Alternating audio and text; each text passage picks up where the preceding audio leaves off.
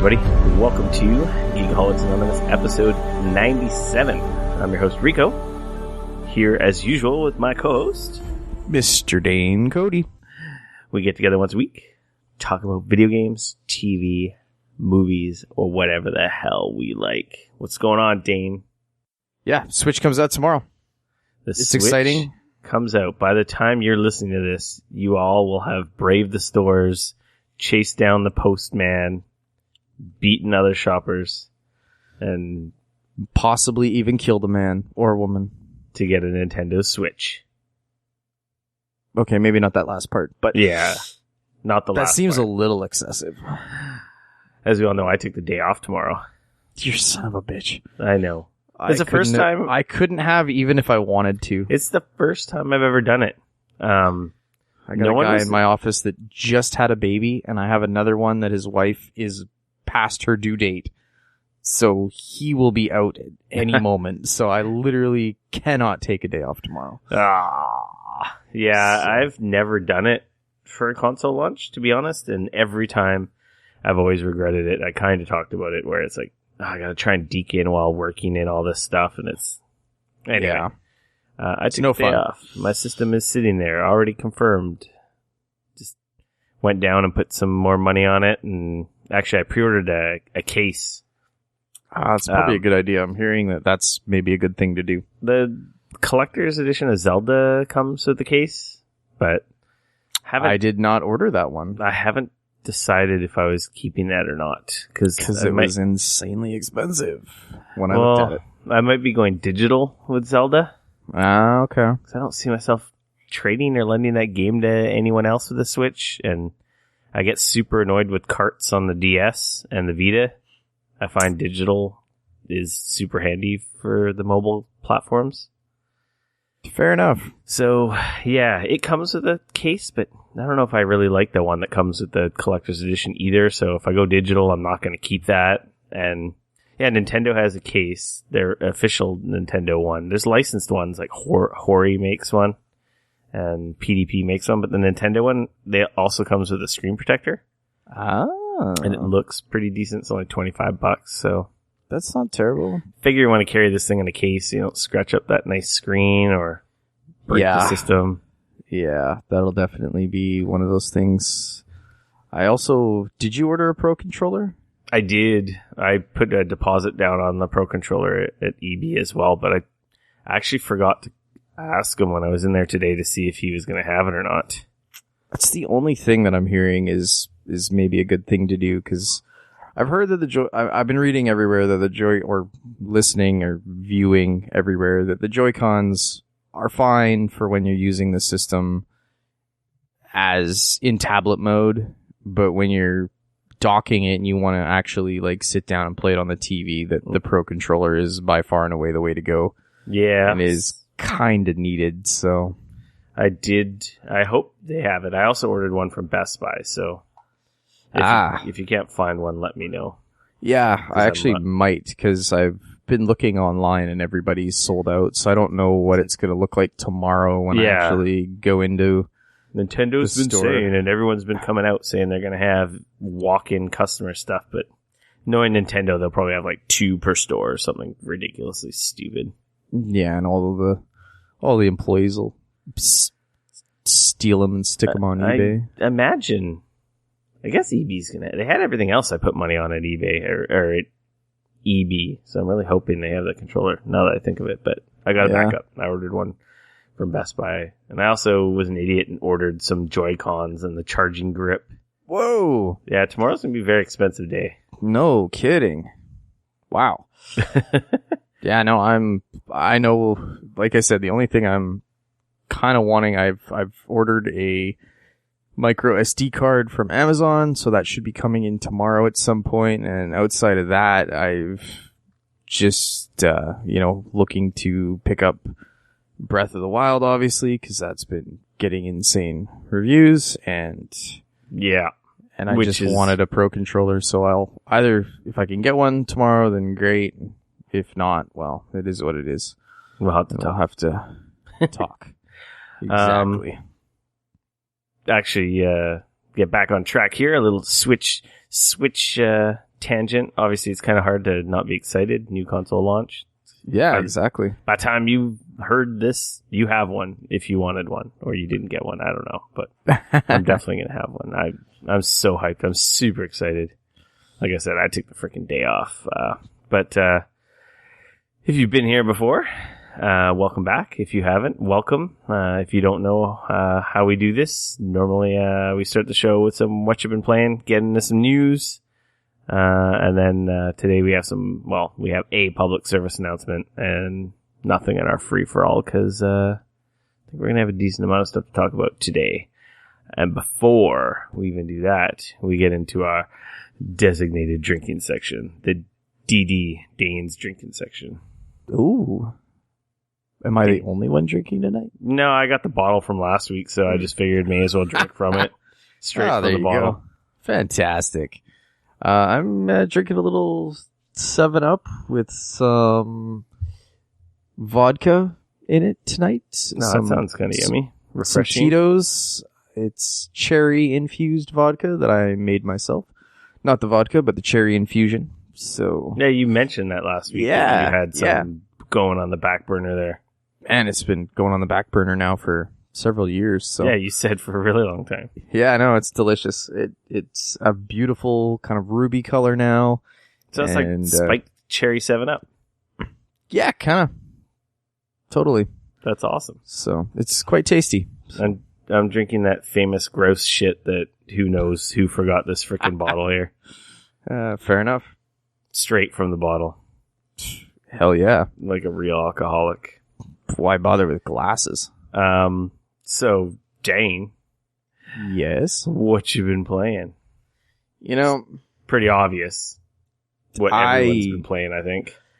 Yeah. To be fair, I don't know if we talked about it on the podcast. I think you mentioned you were going to hold off we were talking about Horizon, right? Yeah. It sounded like you weren't going to pick it up right away because you were worried. You're like, I'm going to be spending too much money. I'm just going to skip it and get it later. I got caught up in the hype. It's pretty hard not to. It got some crazy, insane reviews, which we talked about last week. Yeah, it did. But no, on over my weekend, we found out that we might be having to move again. Yeah, you mentioned that last week on the show. Yeah, you were kind of so upset. We were sort of playing the game busy. of house hunting. Yeah, I mean, we've kind of gotten into a place now, I think, where we want to. We're gonna keep looking, but we're not super stressed about looking. I think the idea is to kind of hang out and see if the new buyers decide that they want renters or not, or if we happen to find something that's awesome and that works, then maybe we'll take it. Oh, so there's a possibility that the people buying it might just be buying it for a rental property. Yeah, essentially what's happening is the owners are putting it on the market, and so somebody might buy it and want to live in it, or somebody might buy it as a rental. So if the second one works out for us, then great. That'd be dope.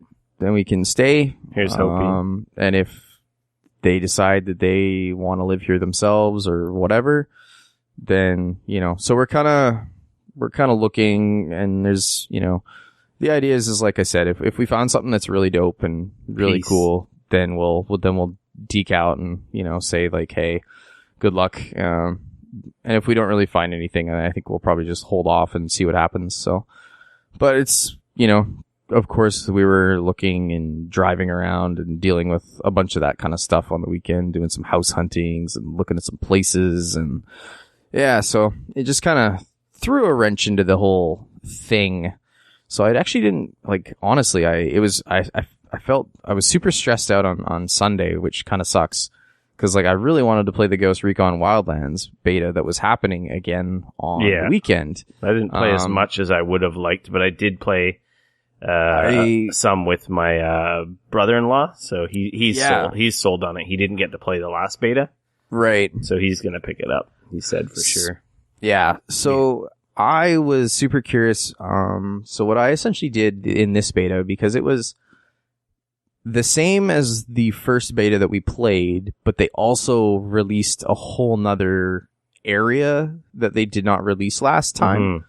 So what I did is I played a couple of events, I guess, or story missions in the first area, grabbed a few things, and then I stole a helicopter and I actually just flew into the other area, which was a lot harder. I just want to say now that area was... That area is like mini fortresses, well armed. It was a very big difficulty swing.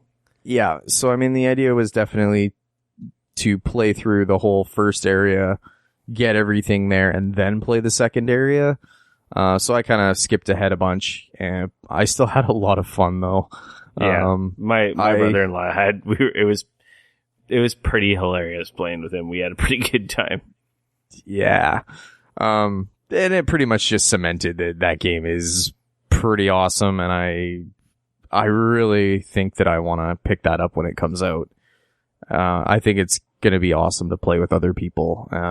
It's just a lot of fun. I was amazed at how much better it ran from the closed beta to the open beta. Obviously not an issue with the console versions, I'm sure. I imagine there was no improvement there, but yeah. Compared to the last beta on my PC, it was kind of jumpy and janky a little bit in terms of frame rate. Yeah, and I think I mentioned that on the podcast. But this most version was like this last beta last weekend was super smooth, and it only crashed once compared to crashing every time I played the first time. So right. See, I didn't have it crash on me this time, and the first time we were playing, I had hard drive issues. Yeah, the very, very first time, but I'd sorted those out even back then. But I was getting between 30 and 40 frames a second. Like I was, for the most part, I didn't have the frame counter on, but yeah, for the most part, it was staying above 30. So it was but there was a few times. Oh yeah, it was more than playable. It was great. It wasn't as smooth as I would have liked. And I mean, I could very easily have gone in and started messing around with some stuff, and I'm sure I could have got some better settings. This demo, on the other hand, was getting me between 50 and 60 almost consistently. Yeah, so I noticed a huge difference. Yeah, so I was pretty happy about that. Immediately. I immediately noticed. I didn't turn anything down. Everything was ultra. I'm like, same. This is definitely running over 60 frames. I could tell. Yeah, so that was a pleasant surprise. I was really impressed with the way that they had already. Yeah, when we were playing, I never saw you on because we were playing in the evenings, and I was like, oh man, I want to get Dane in here and see what it's like with three people. No, I only really got an opportunity to kind of play on the Sunday night, kind of late-ish. Sunday night we did not play. Yeah, we played. I think we played like Thursday, Friday, and Saturday night. I don't know. Yeah. Actually, I mentioned I played a decent amount of it.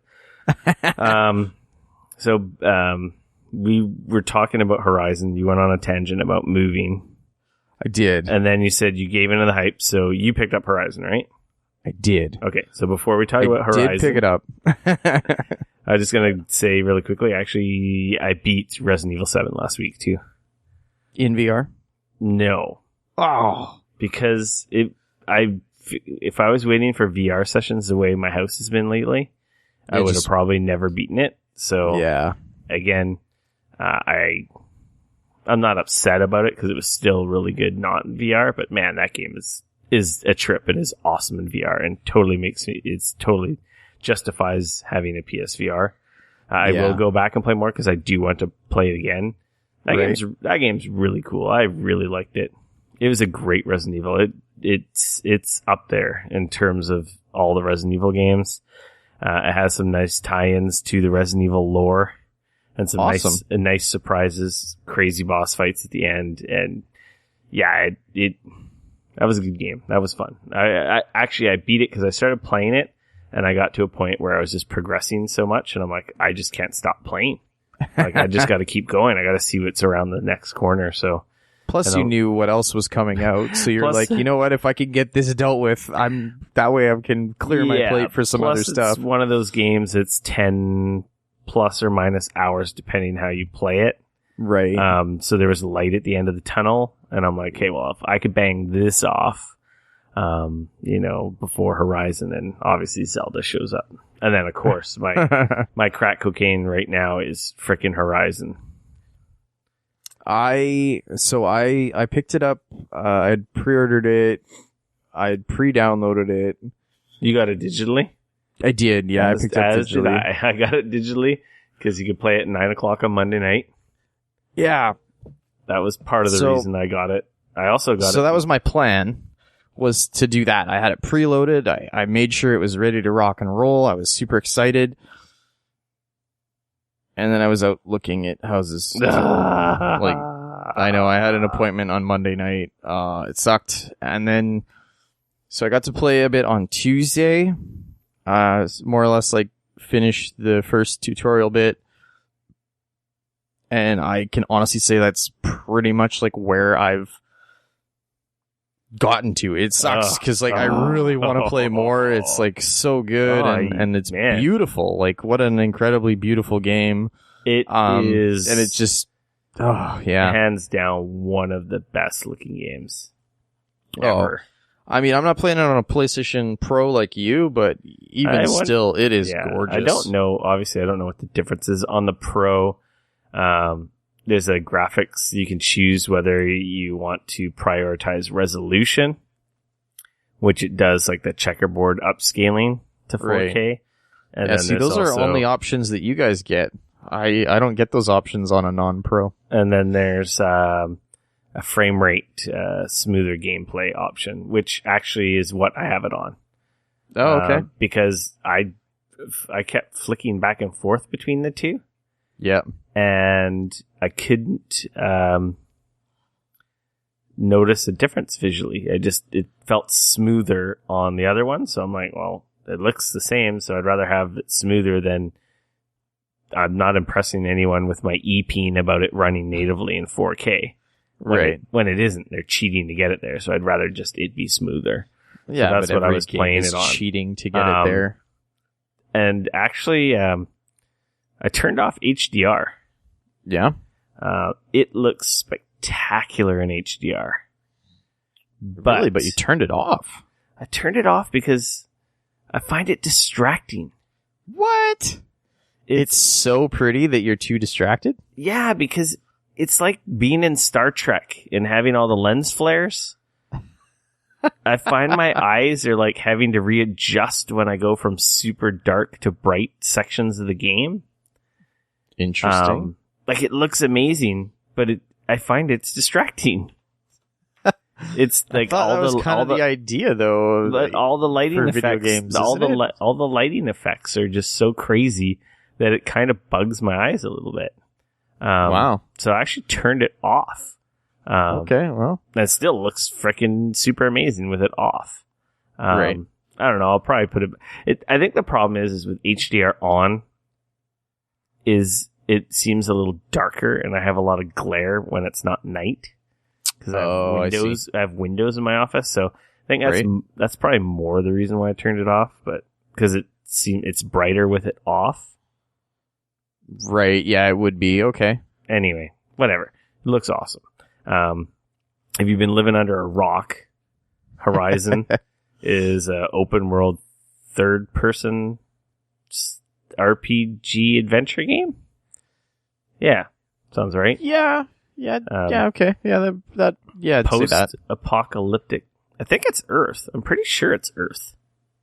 Yeah, it's a post-apocalyptic prehistoric? Not even really prehistoric. It just happens to be robot dinosaurs. Yeah, but I just mean society in general. So, yeah, society is kind of reverted back to tribes. And, our technology is very, very, very old school. There literally is none except for some. I don't know if it's really spoilers. Is it spoilers?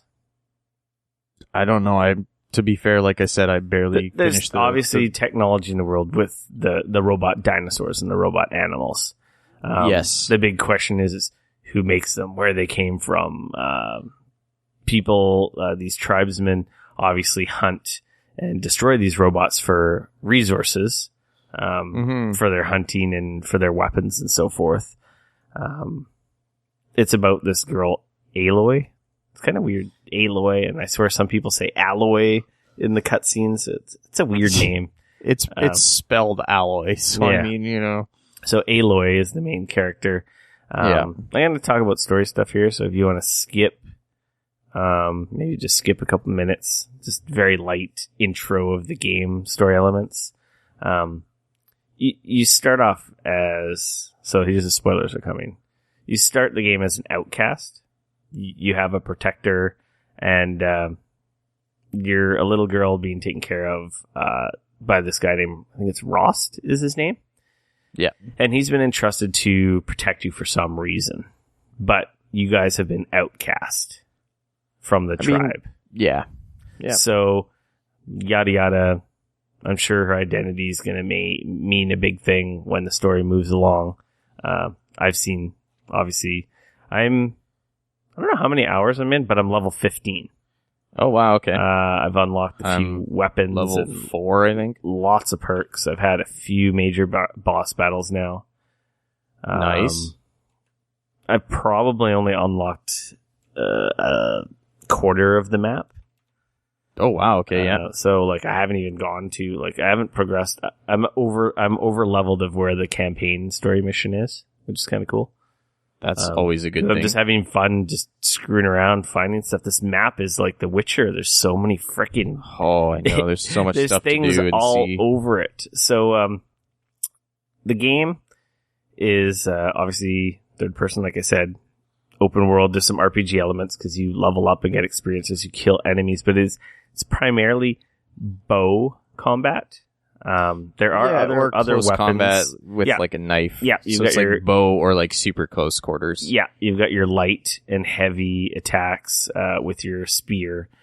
There's stealth elements as well. You can go full stealthy. There's like a stealth indicator on the screen, so you know whether you're visible or not. If enemies see you, they get a little exclamation mark over their head, and it kind of fills up until the point where it's like, okay, they fully spotted you. Yeah.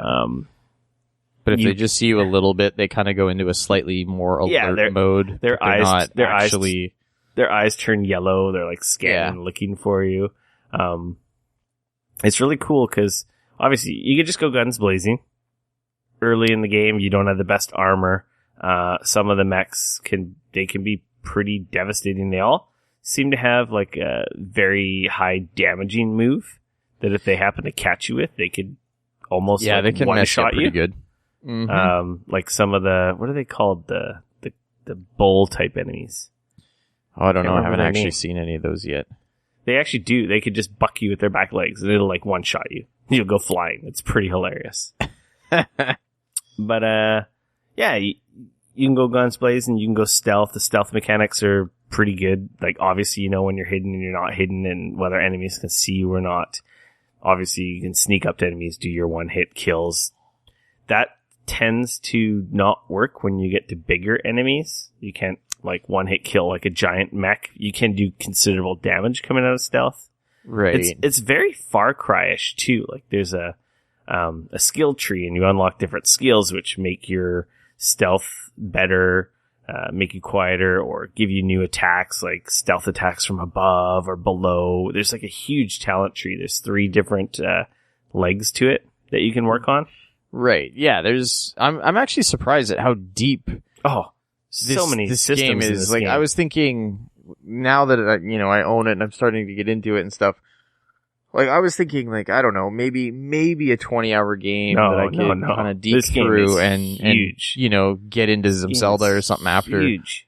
You got the skill I'm hearing tree. stories about people that are doing like 30 hours and not doing a ton of side stuff.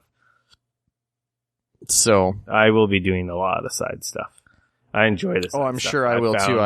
I found some type cool of stuff. Person. There's these cool missions that you find that I can't really talk about because they're very spoilery. It really opens up like, okay, yeah, this is really sort of freaking what the heck cool. is going on. Just opens up this world even more than you expected it to. Right. It's got crafting in it, basically, after you kill any enemies, robotic or not, you can search them, and there'll be different components that you either use to make your ammo. You can modify your pouches, carry more ammo, carry more weapons. There's carry more health packs. Got to kill boars to get boar skins. The crafting system is huge. It's an incredibly deep game. The one thing that I do find a little annoying is that you can only have one quest active at a time unless I'm doing it wrong. Oh, really? Yeah, because I'm at a point where it's kind of annoying. I have you can set jobs up for when you're crafting stuff. So it's like, oh, okay, I need a rabbit skin, I need a boar tusk, and I don't know. I'm just making shit up right now. Right. I need a turkey feather, and then I can craft this thing, and then this thing, and then this thing. And you can create jobs for them, but then they just go into like a sub menu of your questing menu. Oh, that's cool. So you can at least like take a glance and figure out what you've already got. Without having to navigate down to what you want to upgrade. You can just see it all in your questing menu, but you have to go into the menu. Right, okay. So it doesn't just show on the side what items you're kind of actively hunting for, so you still do got to kind of remember. Right. This game, the combat is really deep. You like I mentioned, you can go guns blazing in the terms of that you don't have to play stealth. But it's not guns blazing in that you just shoot the enemies until they die. No. You really have to... You got to figure out their weak spot, otherwise you're not going to be doing much of anything. A big part of this game, Aloy, whatever the hell fuck you want to call her. Aloy. She finds an item. This happens at the very start of the game. Spoilers again. Spoilers. Called a focus. And it's old tech from the metal. They call it the metal world. That's the old world, is the metal world. Right. And it's kind of like a Bluetooth heads-up display. And there are other people in the game have these. But her tribe is very anti-metal world, anti-ruins, anti-past tech. Because it's all cursed, right? That's her tribe is very like super old school and tradition. Right? Yeah, they're all like super steeped in like major tradition. They're crazy against metal world and any of the technology from the old world. And anyway, she has this item called the Focus, like I said, which is kind of like this Bluetooth heads-up display. And when you activate it, it's kind of like your detective vision, like in Batman or any other game. It highlights... It kind of highlights various things and enemies, shows resources. You where certain enemies are going to walk. And yeah, you can track enemies. It's you can pretty tag cool. them. It's got a lot of functionality in terms of you can use it to tag enemies. So like if you're going to infiltrate an area, you can tag all the enemies before you go in, have an idea where they all are. You can even track pathing for enemies. I think you can only do that for one enemy at a time, but it's very handy if you want to set up a stealth attack or a trap for, say... super nice for traps. Because what I was getting at with the combat is you can't just keep shooting arrows at an enemy. You can on the weaker ones, but it gets to a point, at least where I'm at in the game, that doesn't work so good anymore.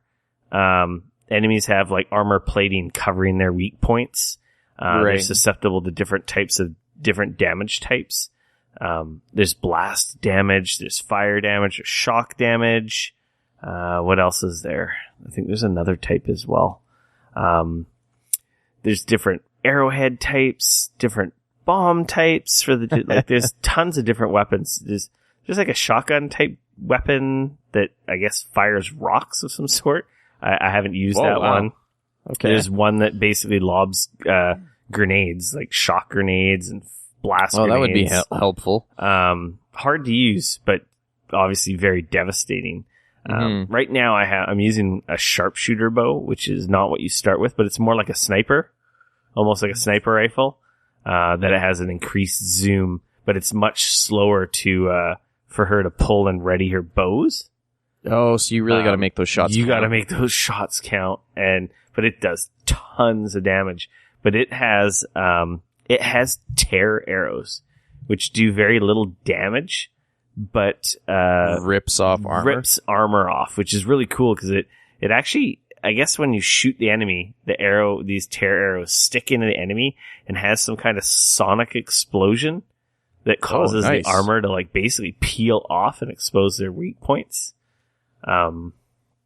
It's really cool. The combat is super strategic. Right now I've been introduced to some new enemies that are like, it's almost a little Dark Souls-y in that it's not super easy. The second boss I died on like 4 times until I finally figured out like I was doing it all wrong. Like I had to. I wasn't removing his armor and concentrating on his weak point. Hitting him anywhere else was doing like little to no damage, and I always had to keep on the move. Right. I've gotten some skills, like you get a skill where when you zoom in, it slows time. That's very critical. Yeah, because that gives you that extra moment to really focus on their weak point or hit where you need to, right? And I can even do it actually while sliding. If I aim while sliding, I can slow time, which helps. You do it when you're jumping too, or jumping off of something? Yep. You can do it as jumping. If you jump and aim, you can slow time. So I've got those going on. Those are some of the perks that I find are super necessary. I've got ones that buff your damage when enemies are downed. But with big enemies, you have to use like your traps you have. There's a couple different weapons. Like I said, there's one that lobs grenades. It's called is it a caster? It's almost like a slingshot, basically. And then you've got another weapon, the trip caster, which basically sets up just ropes. But they have elemental damage, like I said, like shock or blast. So blast, you can essentially think of it as like a trip mine, connected to C4 or something, or trip wire connected to C4. It does like a giant explosion. Or the shock. So you could use that to set it up with the pathing. Yes, exactly. Lay like awesome traps. That's what I kind of mentioned the pathing earlier, is knowing where they're going to walk. You can essentially set up like a trap, a shock trip wire.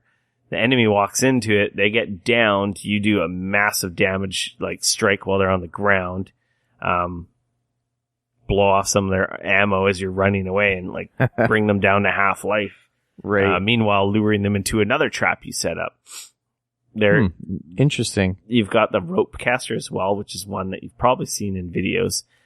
Yeah, that's the one that tethers them to the ground. Tethers them to the ground, which works as well. I don't remember if that one has different damage types. I think that one just ties enemies down. So if you need like a breather, it will basically attach to them, and then you instantly just shoot a spike into the ground. So if they do chase you and you only hit them once, what'll happen is when they get to the end of that cord, it'll basically yank them over and they'll fall down.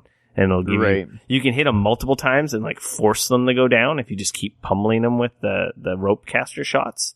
But if you only hit them once and have to concentrate on another enemy, if they do charge at you, what'll happen is they'll kind of get like yanked like a cane off the stage and fall over. Right. Okay. It's a freaking good game.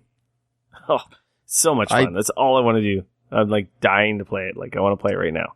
Oh, I want to get into it so bad here, but it sucks so bad because I know that freaking Zelda comes out tomorrow, and I'm like, I think Horizon's going to be my home game for the next little while, and I think Zelda I strictly have to play in tablet mode. Yeah, right. It's going to be hard. It's going to be really freaking hard. Especially in, what, is it another week? Or is it 2 weeks till Mass Effect comes out? I know! What the fuck? This is ridiculous. Like, seriously, it's... Oh, yeah. I'm really happy for Guerrilla.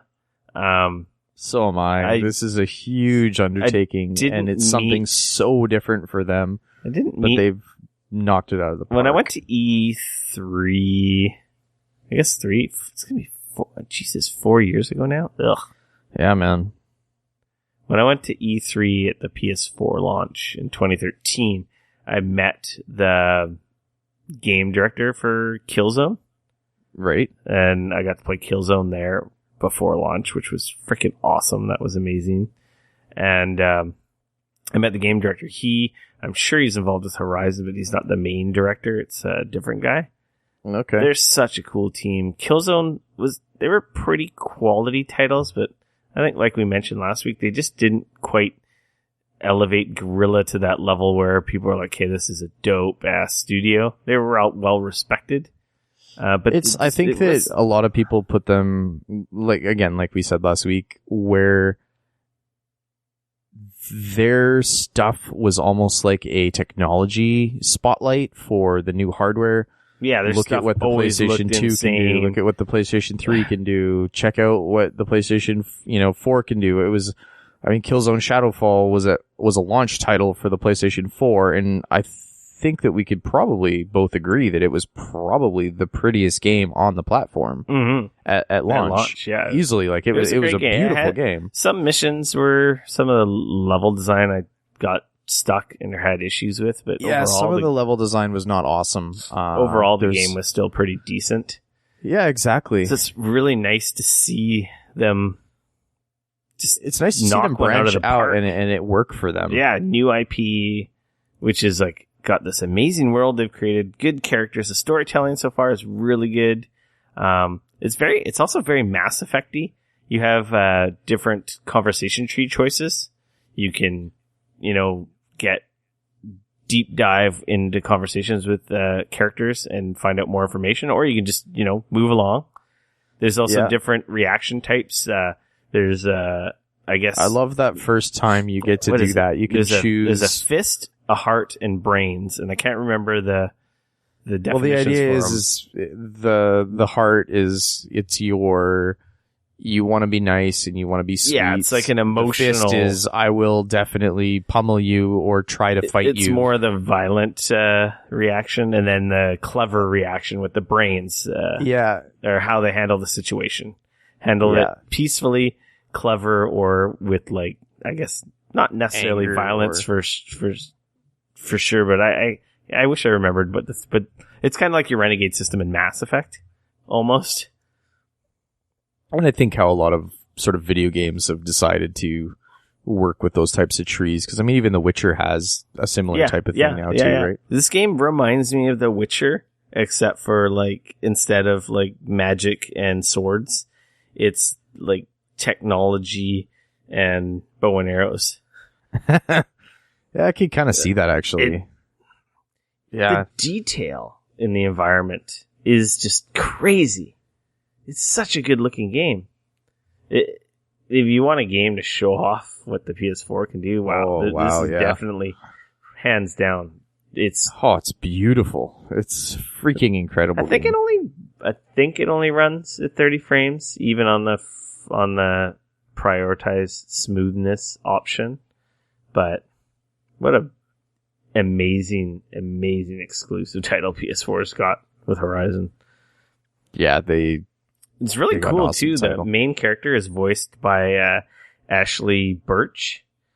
Right. Her brother used to work at Gearbox and was one of the writers on Borderlands 2. And they do a funny. I think they both used to work for Destructoid, or did their videos were featured on Destructoid. They do these weird video game videos called "Hey Ash, Whatcha Playing." They're a couple minute long, silly, skit video game related comic episodes. Okay. They're mostly strange, but I think they're pretty hilarious. And it's basically her and him. And I guess she's branched out from that because obviously they've had some popularity with that show, that she's been doing a lot of voice acting lately. And this is a pretty major spot on her resume for sure. The main character, Aloy, her voice acting is great. Yeah, she seems like a really cool character so far. The voice work in that game seems really solid. I've been really impressed with it. There's so much stuff to do. The side questing, the main quests, the skill tree, the crafting. It's almost it's like Far Talking Cry. About it just makes me want to go play more of it so that I can actually get into it. It's like all the best stuff from Far Cry, Witcher, and Red Dead Redemption. Because with the hunts, there's hunting, right? Right. Which the Far Cry games kind of had the hunting. But man, yeah. Yeah, man, you got to go kill some sharks so you can increase your wallet size. Yeah, instead of that, you're killing boars, and right now I need to fucking kill a goddamn raccoon. I haven't even seen a raccoon yet in this game. Jeez. Dirty raccoons. So yeah, Horizon. AAA. If you own a PS4, it should be in your collection. Two thumbs up. Good. 9.5 out of 10. Yeah. It may very well be a 10 out of 10. It's real good. I just haven't played it long enough, but I know I'm double digits hours. Level 15. I might have just hit 16. Can't wait for you to play more because there's lots of man, I want to play lots of cool stuff I'd like to talk about and share, but it's just all spoiler, right? Everyone's got it, so I don't want to go into too much depth. I want to get into it so bad, and it's like I said, I've played the intro and I went, holy crap, this game is incredibly beautiful, and so far everything I've played just makes me want to play more of it, and it's just I just when it opens up, it's pretty dope. Yeah, for sure. So, so it's the tip. This is like the tip of this crashing iceberg of insane releases that are on the way now. On the plus side, after Mass Effect, we get a lull.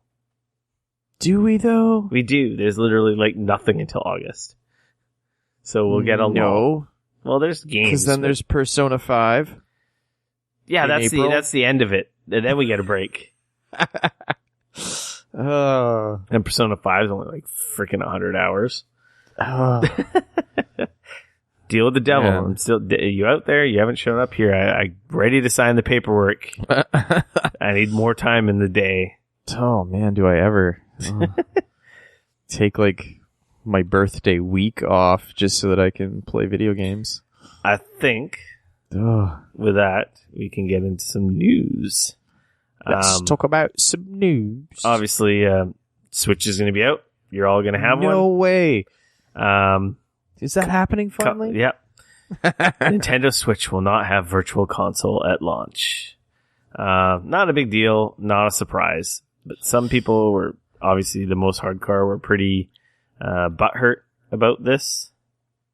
I mean, I don't know. I think that you're releasing a console, and I think that you need to make sure that the games that you're releasing need to be showcased. Mm-hmm. And I think that moving forward, people are going to want to put stuff out on the Virtual Console, as you know, and they're going to want their time in the sun and in the spotlight. And having Zelda right now, that's not going to allow that to happen. Yeah. There's really no point, right? Like, even if it was there, it's like, you're going to have Zelda. There's some other games which I don't really care about, but actually, Shovel Knight's going to be available, which actually, I'm going to buy Shovel Knight again, because it has the new campaign. I might buy Stardew Valley. Shovel Knight's really good, but Stardew Valley's so that I could take it with me. It's not going to be available at launch, though. No, but I still might, because apparently Stardew Valley on the Switch is going to get multiplayer. It's going to be the first. I heard about that. It's going to be the first console to get multiplayer.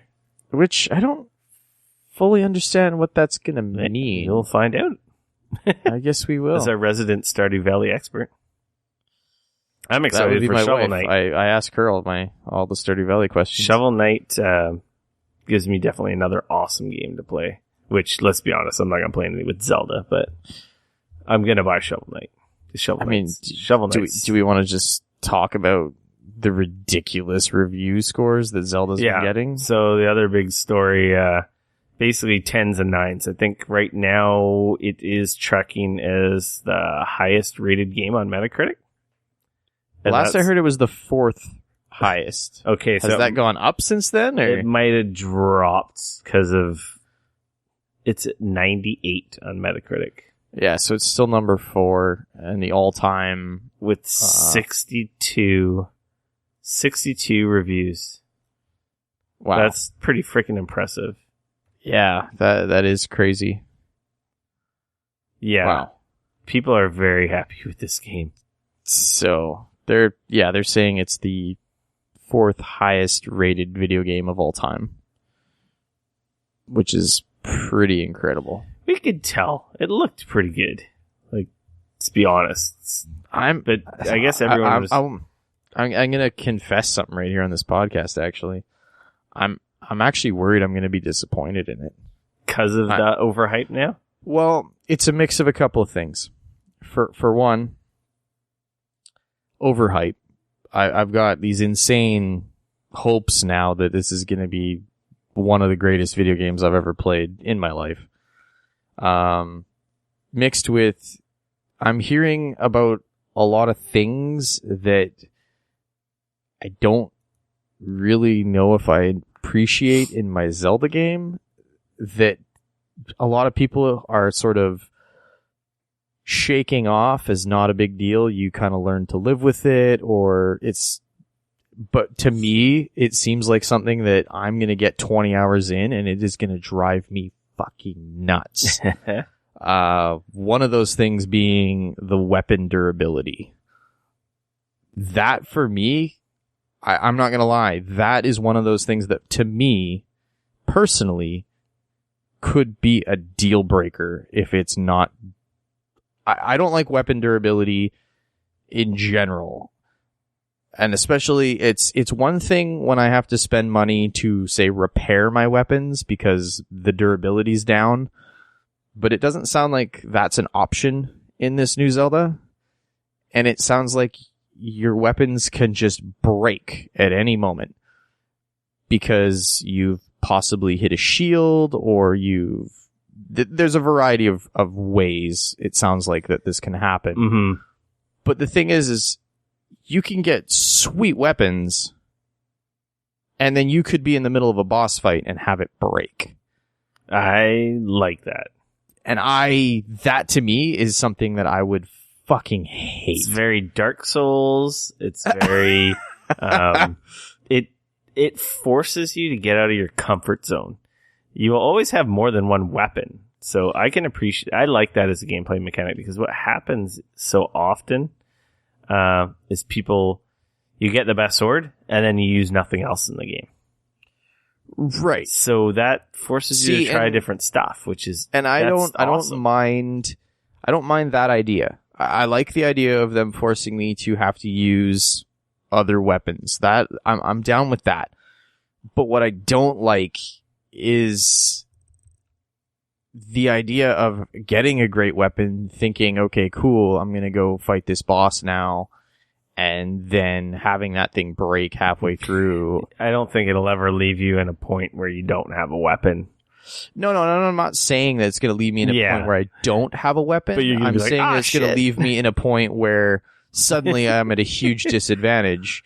And I'm already hearing that this is easily one of the most difficult Zelda games they've ever made. Like, it's not easy. No, people are getting their ass kicked. That's awesome. I love it. And yeah, and the problem that I have again is like, I don't have a ton of time.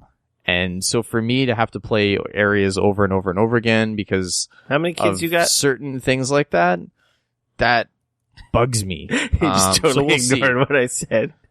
Oh, I'm so tired of hearing that. I know. I'm just that trope. I'm breaking everybody. They go get fucking kids, and then they imagine that everybody else doesn't have a life anymore. I understand what you're saying. You just mean you want a game that values your time. You don't want to have to do the same area 10 times, or go fight the same boss 10 times because you know, frick, that makes all the sense in the world to me. Because to me, my time is super valuable, right? Because I want to feel like I make progress. I don't want to. And I guess the thing is like, you know, I can understand again durability of a weapon or whatever. I get that as a gameplay device, but it definitely, I don't like the idea of, you know, getting one or two really sweet weapons, thinking I'm going to go fight a boss and then having them break.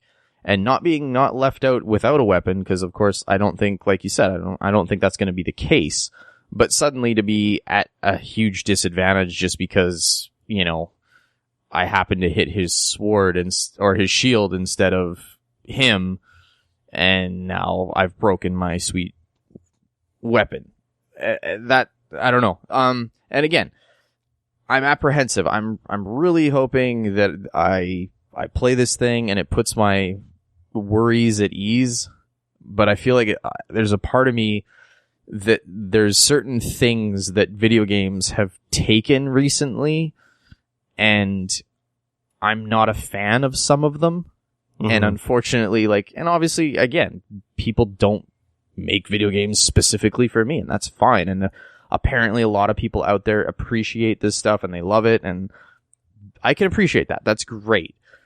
But some of the things recently that have started to become, popular, if you will, with a certain world, I'm not necessarily a huge fan of, and I just really worry that the Zelda that I like and I appreciate hasn't turned into that. Obviously I can appreciate what Dark Souls is, but it's not really my jam. I don't really like Skyrim all that much. Again, I understand why some people do, but it's not really my cup of tea. So when I hear that people are saying, man, this is like Zelda crossed with Skyrim crossed with Dark Souls, instantly 2 out of those 3 things I'm not the biggest fan of, that starts to make me go, so. And then, of course, crossed with this insane high, what everybody's absolutely loving. I'm really hoping. I'm super pumped. So am I. I'm just saying, I'm apprehensive now is all. I actually haven't read any of the reviews. I've only looked at the scores, because I don't want to read any of the reviews. And I've tried really hard we've talked about Zelda a lot. Besides a couple trailers, I have been kind of avoiding a lot of stuff because I don't want any of it spoiled.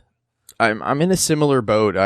What happened for me is I was listening to a podcast earlier and they were discussing some of the gameplay stuff, and it was one of those things that once I realized what was happening, I was kind of sucked into it, and I was like, dang it. I listened and to I didn't listen to a podcast. I listened to the Kind of Funny Guys' their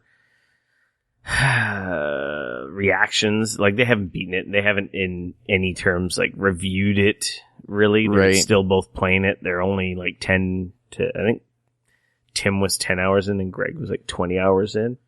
And they were just sharing how they enjoyed the systems and the new stuff in the game and how Zelda-y it is, even though on the onset it may feel like it's not a Zelda game.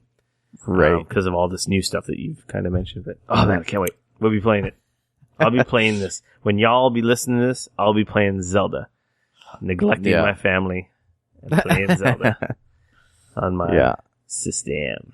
So I said, super dope. That's so good. I'm so happy that it got good ratings because, man, I think the fanboys would have burnt the mother effer down if that game was not good.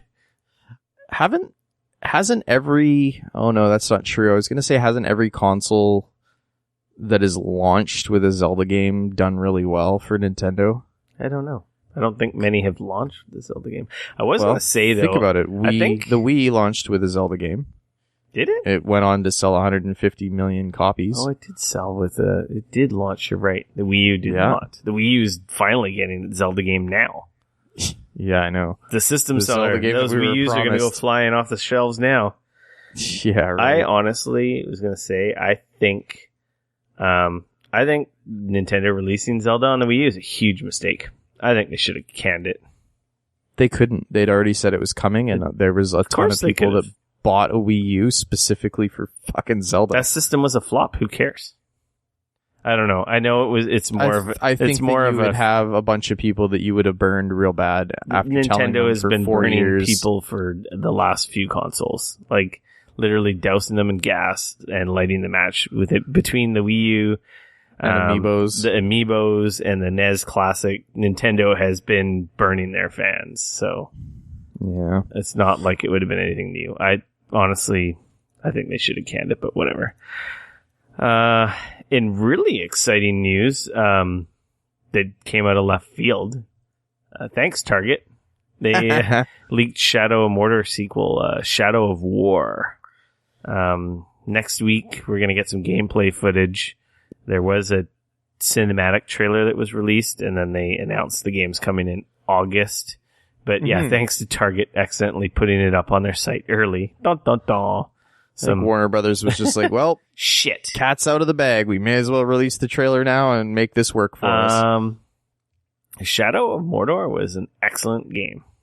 Yeah, the game was real good. Nemesis system, excellent gameplay, like an open world game in Middle Earth. Lord of the Rings, like lore off the charts. It was such an awesome game. I really liked that game. That was one of my favorite early PS4 games. Easily one of the best out of left field games.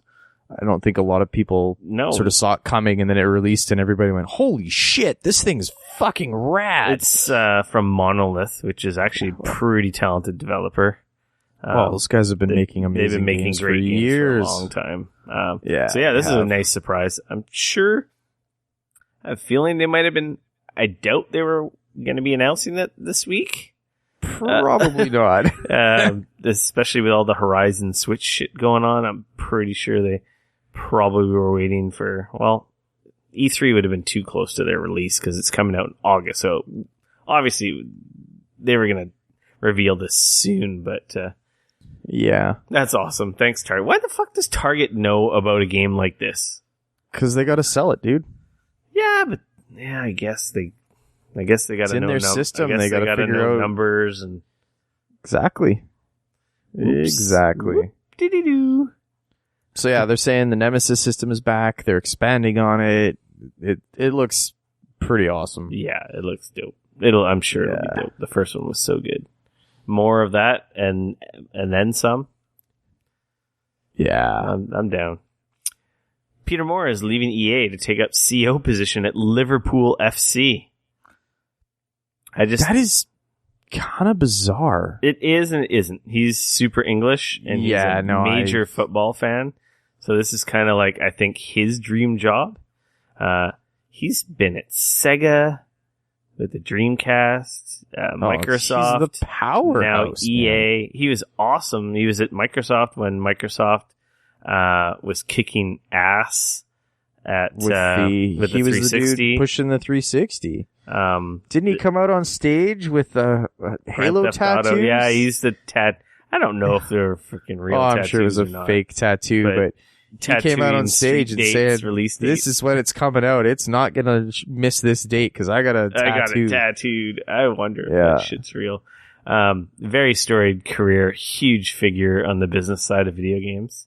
And he's an awesome personality, like awesome speaker when he was in the press conferences.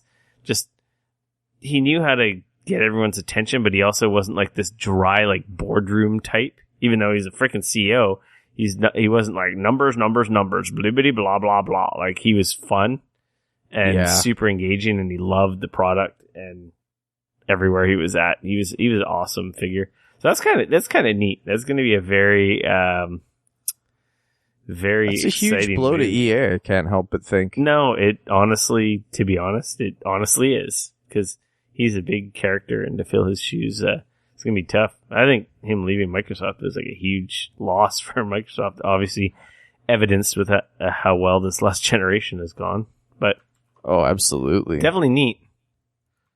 I think he kind of got it. Some people were saying, like, I know that's his dream job, but some other people were saying that he didn't get to CEO at EA when the last CEO stepped down, and that's also part of the reason why he's like, hey, F you guys. Yeah.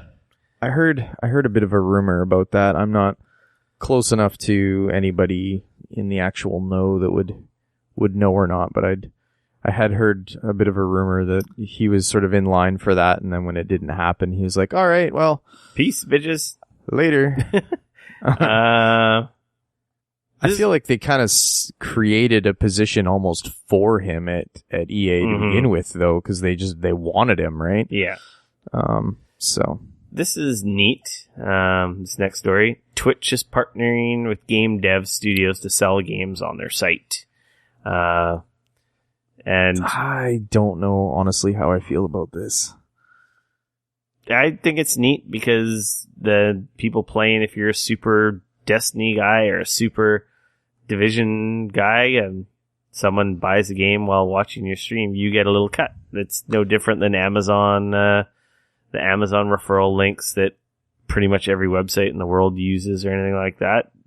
If you're playing the game and I watch you like, this looks cool, and I buy it because of you, hence like I wish somehow we can get a kickback, because I know we sold like 50 copies of Stardew Valley, but that ain't going to happen. I think it's cool. I think it's neat. I don't see anything wrong with it. I guess, I mean, I don't know. I see pluses and minuses to it, I guess. Twitch already takes advantage of all these people's freaking time. Oh yeah, no, that aspect of it is not, I don't disagree with that at all. I mean, I just think that, you know, obviously I don't know, you're going to also have a bunch of people that are possibly going to be streaming things that they can obviously make money off of, which I get. It's your business and you're trying to build your brand and you're trying to make some money. I don't know. The one thing I don't like about it is that it's, I think, through the Twitch launcher, which sucks. And I don't think it's Steam versions of the games. If they do it, I think it should just be I'm sure it's whatever Amazon. Whatever platform you choose. So that's the only downside. The plus, the only plus to it is that streamers will get a kickback. It's just another avenue for them to make some coin off of their hard work. Yeah. And I don't know. I feel like it's that whole splitting of, I don't know. I guess like, if you're playing the game, you're already showing that it's great and you want people to buy it or whatever, but there's that sort of dirty aspect of Twitch and streaming in general that I don't really know how to get away with it necessarily, or away from it necessarily, but to say how much you maybe love it and how you want to stream it, even if you don't, because now you're making money off a game. Yeah, that's kind of turns every Twitch stream into an ad that you have to. That's kind of what I mean. Is like suddenly, I guess like, from that angle, it does kind of dirty the waters of, is this guy legitly like it? Has he been paid on the back end to be playing it? And that's the thing. Like, I feel like there need to be a disclosure at some point that says, like, look, either this copy was given to me and I'm playing it, or I don't know. I just like that's where it starts to get a little dirty there, where it's like, it's true. Suddenly a game that you maybe wouldn't otherwise like or be pushing, you could make money off of, and you're going to stream and people are maybe interested in it, and it maybe isn't something you're super into, but it's making you money right now, so you're all in for it. And definitely, I have never noticed disclosures on Twitch. They are on YouTube, and I think obviously that's probably gonna be something that comes up soon. Yeah, I see where you're coming from. I didn't even really think of that. We already knew streamers and YouTubers are a bunch of dirty scoundrels. I don't know. Like, I think where I have a hard time is that there is genuinely some incredible streamers out there. They do what they love. They're good at it. They're obviously into things and whatever. It's too many. and that's cool. And they do a great job of what they're doing, and props to them. I appreciate that. But I feel like there's also the fringe of this where there's a bunch of people out there that see it as a way that they can make money and gain fame and et cetera, et cetera. And I think that the community as a whole does a fairly good job of sort of weeding them out. But I think that there are other people out there that are better actors than the community can kind of see. Mm-hmm. And this is the exact kind of thing that they would be all over to help them in that. And I mean, one can argue like, hey, if that's what they're doing and that's what people are supporting, then who am I to say otherwise? But at the same time, I don't know. It is just kind of that weird gray area that I'm not sure how I feel about. Like, if you're very open and upfront and, you know, I'm a partner with this and these guys have given me a copy, or these guys are paying me to talk about their game, that's one thing. But to go in there and be like, yeah, man, I picked this up at Target earlier and man, it's a great game. You know, if you guys want to play it, you can also just pick it up here, and, you know, and I mean, and again, like, I feel like there's going to be a bunch of people out there that, you know, if anybody has half a brain, they're going to be like, well, I'm sure that they get a kickback from this. But I don't know. I think that there are a lot of people that watch Twitch streamers that are a lot younger and more impressionable than I think we are, obviously, and a lot of the other people are. And I think that needs to sort of be taken into account. And I think that there should at least be some sort of a disclaimer that has to happen to at least say, like, look, this has been given to me, or these guys are paying me. And if you do decide to buy this, I get a piece of that. Now, either you can take that as you like me and you want to buy it to support me, or you can take that as I'm selling out. Yeah. And that's kind of up to you, but at least that's on you and not just, hey, this looks cool. And then you buy it and you go, wow, this is a hunk of crap. Mm-hmm. Welcome to the internet. Yeah. I don't know. I think it's cool because when I become a Twitch partner, it's just one way for me to steal money from everybody. Nice. Well, fair enough. There you go. Microsoft unveils $10 monthly gaming subscription for Xbox One. The Xbox Game Pass. Give owners access to over 100 Xbox One and backwards compatible games for $10 a month. Wannabe Netflix. Interesting whether it will become the video game version of Netflix.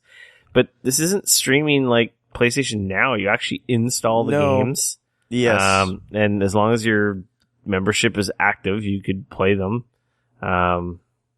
ongoing, and you can essentially download a bunch of games. Right now, the catalog is not that huge, but looks like there's more AAA as opposed to the chill we've been getting with games with gold and PlayStation Now, or PlayStation Plus, the free games. A little higher tier quality of game, which is interesting. I almost wonder how this is going to change games with gold. I doubt it'll change it at all. Yeah, you don't think that they're going to want to try and push people over towards this new thing on top of games with gold? No, clearly. I mean, you've got your gold they want membership. More money from everyone. That's what I'm saying, right? Like, I could definitely see them trying to, hey, you're already a gold member. Maybe this will be a $5 upgrade on top of everything. That and would all the be games that you actually want to play are over here. We're still going to give away these free games, but they kind of suck every month. It does kind of suck. Gold has sucked. Like, I let my gold membership lapse because I've been primarily playing PlayStation 4. None of my friends have Xbox Ones, except for you, but we never play anything. And I let my membership lapse because there was no real... Oh, are you back? Yeah. Hello. Oh, you're back. Okay. There's a bit of a it's probably quality Skype issue on my end. Yeah, I think it was just Skype. Yeah, Skype. I've heard you've been kind of weird a couple times, but it's all good. Yeah, I'm sure we're stormy okay. like a mother over here. So like I was saying, gold, I don't know, it's been sucking balls, so I let my membership lapse. I didn't care. Everyone's on PS4. I'm like, why am I paying for this? The game quality has clearly dropped. Yeah. If this looks like there's some quality stuff there, I don't know if this is really something for me. This could be a very compelling service if they keep the quality up. $10 a month. It's cheaper than a night out at the movies or a video rental, a game rental, which who the hell rents? No one rents video games anywhere anymore, so that's almost impossible. But $10 for a giant library a month is I don't think it's a bad thing. But clearly gold is going to be devalued by this, in my opinion. Yeah. I don't know. What's interesting to me, which is both good and bad, I think, depending on maybe the situation or however you want to call it, but I think the fact that this is going to be changing on a somewhat frequent basis. Yeah, all the details haven't been hammered out. Some games will be added, some will go. That might kind of suck. And I'm pretty sure it's going to be like Netflix, and when they're gone, like, I don't think you'll be able to access them or play them anymore using your account. No. Because if you're playing Mad Max, for example, and you're 3/4 of the way through the game, and then they pull it off the service, it's like, rad. Thanks. Yeah. That would kind of suck, right? And obviously, in their press release, they talk about, play all these games that you don't have to worry about because you're not streaming them and you don't have to worry about your data caps. And I was like, wait a second. You have to download all of these to your hard drive. You just have to download 50 gigs. Yeah, so in a way, you probably have to worry almost more about your data cap. How is this? Yeah, I mean, I think that they're obviously trying to position this against sort of PlayStation Now, which is a streaming service that Microsoft or Sony has. I would appreciate the being able to download and play the game locally. Yeah, over streaming any day. Yeah, but at the end of the day, I don't really know if either one of these are something for myself. Yeah. So my problem is when you have a million things to eat in front of you, I don't know what to eat. So having 100 games with as little time as I already have right now doesn't help me. No, not really at all. For a value-conscious gamer who has a lot of time on their hands or doesn't have a lot of time, this might be good enough because you'll get some good AAA games and you'll always have this big catalog and you don't have to worry about buying anything. But at the same time, if you're younger and your parents are willing to pay the $10 a month, this could be something amazing for you. How many times do you go a month without watching any Netflix, but you're still paying for it? Never. Okay. Well, for me, it comes in waves. I like OD on Netflix, and then it's like I don't touch it for like a month, maybe 2. See, we watch like a ton of different things on there quite a bit, so this is like another Netflix to me. It might be like cool at first, and then you forget about it, and you're just paying $10 more. That's Google Play Music for me. I do not play for Google Play Music. Now that we're talking about it, I have to remember to cancel Google Play Music. I had a free trial or whatever it was a while ago, and I think that it just switched over into the whole, hey, you get to pay for this now, and I didn't even realize it, and woo, that's I strong. don't want to be paying for it. Woo, just took a swig from the bottle. I'll put some hair on your chest, boy. Yeah. So, as predicted, we're good at predictions, because remember when I predicted Halo Wars 2 as a solid 8 a couple weeks ago? Yeah. Kind of nailed Polygon 8. Nailed that. Oh, there you go. So, as predicted in the worst kept secret in the industry, as you stated last week, the 1080 Ti was announced. Open for pre-orders. Coming out. I love that they released it, but didn't release any benchmarks or give it anybody actual benchmark. They threw some numbers out, but again, can you really trust the guy saying that, hey, we're building this thing and it's amazing, you need to buy it? I'm just curious what the actual numbers on that are going to look like. They're claiming it's about 25% faster than the 1080, which, if that's true, is a fairly significant chunk. They're saying it's the biggest jump that a 1080 or a regular numbered card to a TI card has ever had. So it's definitely interesting. Pretty sweet. If I didn't have a 1080 Ti, or a 1080, I might have bought one of these. Well, and that's the other thing, is this pushed the price of regular 1080s down by $100. By the time exchange and everything comes out, I imagine this is going to definitely be $1,000 card. I'm sure in Canada it will be. I think, what did they say it was? $7.99 American. So what did I pay for my 1080? I think I paid mid 700 for mine, because I got mine on sale. And I don't regret it. If I was 4K gaming, I'd probably be more upset, bummed out a bit, because I could probably see a benefit to getting the TI. But I think with the resolution I'm running at, I maybe get 15, 20 more frames a second. But when I'm already getting over 60 to 100 on my monitor, it's going to be I'm not going to be able to tell the difference.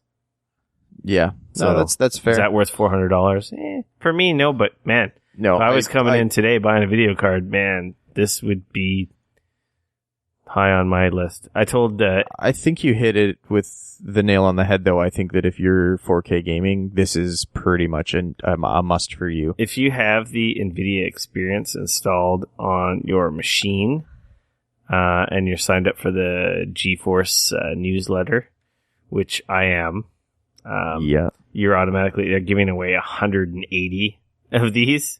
Oh, wow. So I told Nvidia, I'm like, hey, if you hook me up, I will pay it forward and give away my 1080. So let's see. Here's how, if everyone wish I win a free 1080 Ti, because then I'll be giving my 1080 away. To me, right? Sure. And then you can give your video card away to someone else. It's like absolutely. Everyone benefits. Sure. Done. So yeah. Yeah, it looks pretty cool. No, you know. the Ti, what did I have? I had a 780 Ti like 3 generations ago. And that card still, to this day, can play 1080p games, all effects cranked all the way up. Hey man, I'm still running the 290, the AMD 290X, and it's surprisingly great still. Those TI cards are pretty nice. Yeah. ZeniMax asks court to halt sales of Oculus products after being awarded their, how much did they win? $500 million judgment, which has been appealed, of course. They've filed an injunction to get the Oculus to stop them from selling it. So it's going to be interesting to see what happens here. I figured that was going to be the case. It was pretty obvious. If you notice though, it's not totally just entirely we want you to stop selling these. It's we want you to stop selling these, or we want you to give us a cut of every one you sell from now until I don't remember how many years into the future. Yeah, royalty. With all of the products that have our trademarks or our copy infringing technologies in them. That's going to be interesting how this. So I think that's the key here, that they're trying to stop the sale, but at the same time, they're actually, it's a money grab. They're totally hoping that Oculus / Facebook is going to look at it and go, why don't we just pay them a cut instead of dealing with all of this stuff where we have to stop selling, and then we maybe have to go back to the drawing board and either figure out what infringing materials are in here, and we got to figure out how to remove it and make it work still. So whereas they could just take the hit, give them a cut, call it a day. So no more fighting in courts. No potentially killing sales for a year or two while this goes to court and gets resolved. For sure. And then hot on the heels of that announcement, Oculus has dropped the price of the Rift by $200. See, and to me, I just look at that and go, that's just brilliant. I love it. Hey man, it's a sell them all, or let's just put our boot on Vive's throat and try and steal exactly this market. What it is. I think it's we're going to, because here's the thing. I think that the people at Oculus are going to continue to do their thing. And I think that their lawyers are going to worry about the other stuff. Mm-hmm. And I think that this is a very shrewd business move, and I think it's brilliant. And I think it's almost a way of Facebook saying, we don't care if we're going to lose some money. We made an initial investment. We've made a bunch of that money back by some of the units that we've already sold. And now we're willing to lose some more money to try and push the VR headset and VR as a whole forward. And I think that they're forcing, because this puts it now into PlayStation VR territory. Yeah, I thought we talked about it last week, but I totally missed the story. And talking about PlayStation VR. Sony announced their numbers on the VR. They're just shy of... They're impressive. They're shy of 1 million PlayStation VRs out in the wild. That is... 916,000 PlayStation VRs sold to customers. That's not sold to stores. That's sold through to customers. That's beating Vive and Oculus combined. As we kind of suspected, and we kind of said that last year. We're like, pretty sure this is gonna do much better. Here's what's something else that's super interesting. Go look online at videos and pictures of Japan trying to get their hands on PlayStation VR. Oh yeah, it's lineups. There's people standing in line starting the night before because they heard a store might be getting some PlayStation VR stock the next day. It's crazy. That is crazy. They're lining up the way that we would line up for a Nintendo Switch or something like that. Like and this thing's been out since October, and they're still having this much of a difficulty getting demand in Japan. I mean, I'm trying to remember, honestly, the last time I went into a Best Buy or that type of store and didn't see one on the shelf. Mm-hmm. But that's insane. Like, the demand in some of these places still has not been met. And someone was saying that Sony may have been a little too conservative with their production of the PSVR. But I've heard that as well. It's one of those things where it's like, hey, you make too many and then it doesn't sell and it looks bad, or you make enough. Like, that's the Nintendo thing, right? Make too many, it doesn't. Well, then you're stuck with them is the problem. You don't right? make enough.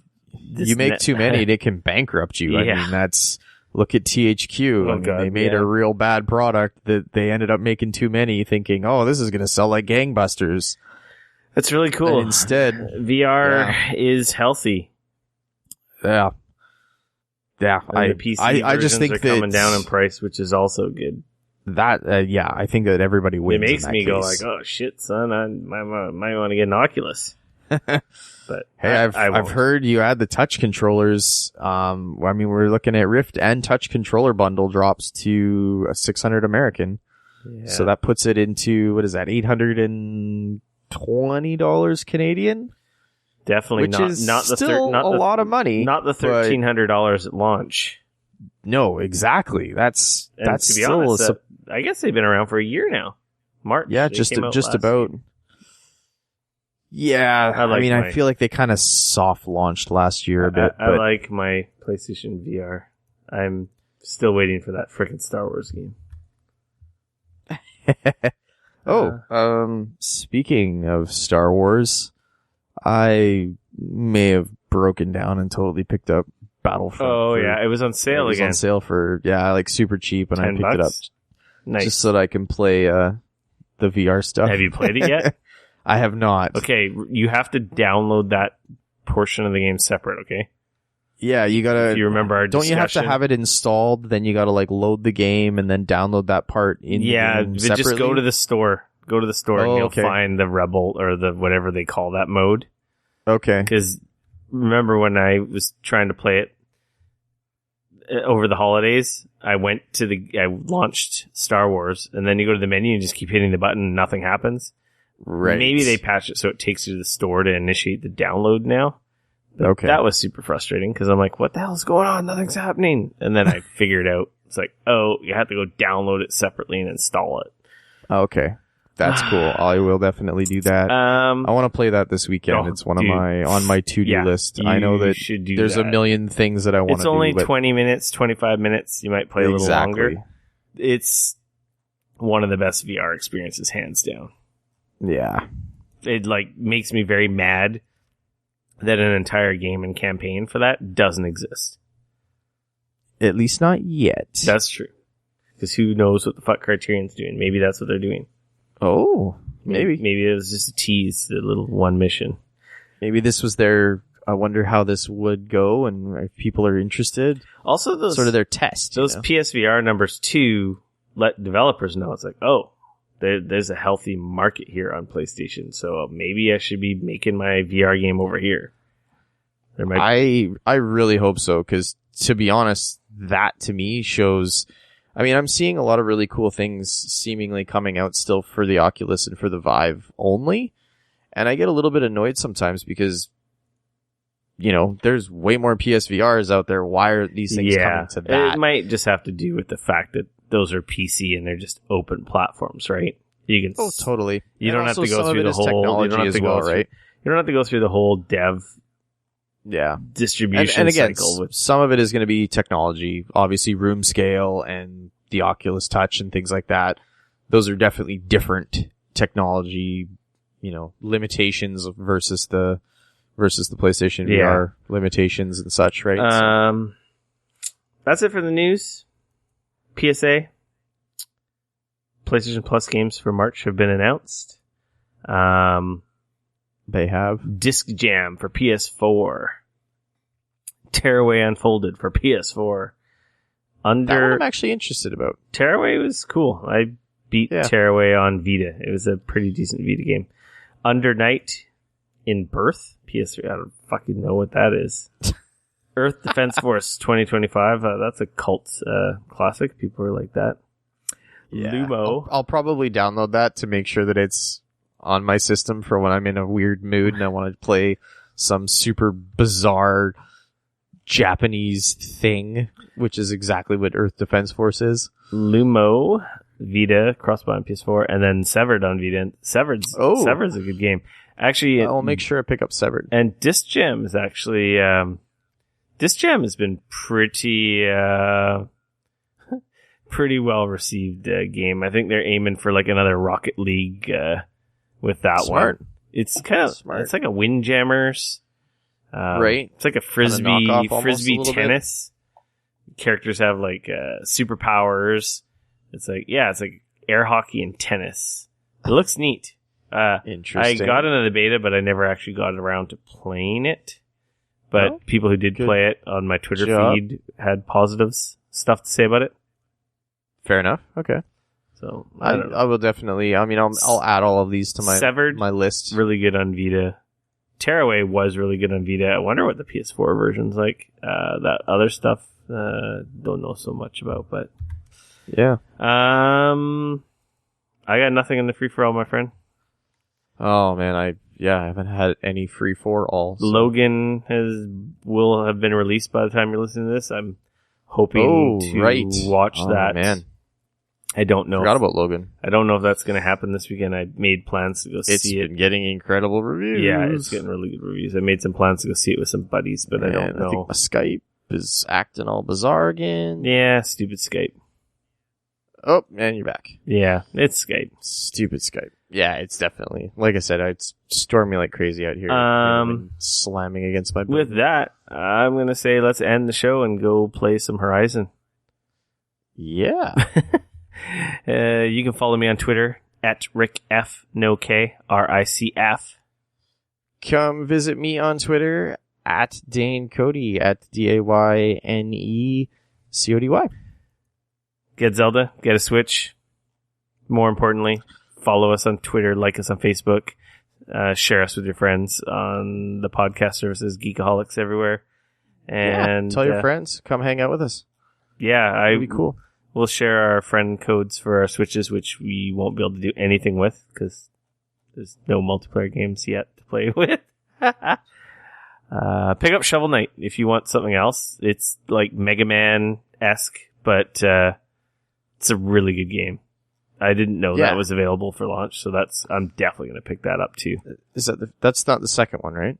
It's Shovel Knight, and that Spectre Knight is like a... Shovel Knight's been adding new campaigns for free as they go along. Right. So, yeah. Anyway, it's just a whole... it's a new campaign with a new character. There was another one that they released last year that we talked about, the Plague Knight. Yeah. Which I really liked. Right. So this Spectre Knight one looks cool. That's a side-scroller, Mega Man-y, Zelda-ish, Zelda 2-ish, hack and slash kind of platformer. Fair enough. Dope music. Sweet. And a really good game. So, let's get our Switches and play on the road. Until next week, I say we're out. Switch.